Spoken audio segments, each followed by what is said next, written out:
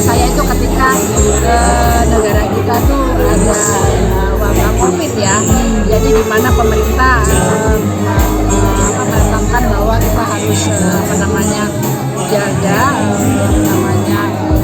kesehatan dengan dulu nggak boleh buka PSBB. Tapi saya pikir kalau ini tidak buka, terus apa yang saya bisa lakukan? Nah, ternyata saya punya kesempatan untuk renovasi. Nah, selama ini yang ada di benak masyarakat atau para milenial bahwa Tiga Nyonya ini terkesan eksklusif dan terkesan mahal. Padahal kami sangat benar-benar menjaga itu, jangan sampai kesan itu melekat, berusaha untuk coba untuk membuka.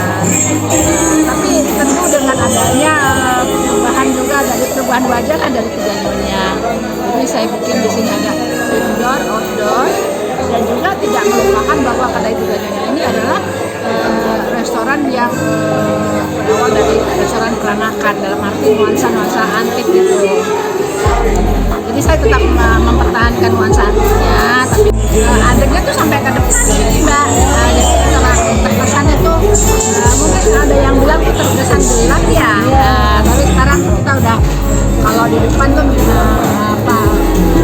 minimalis ya, jadi gitu. Hanya spot-spotnya saja yang masih saya pertahankan gitu.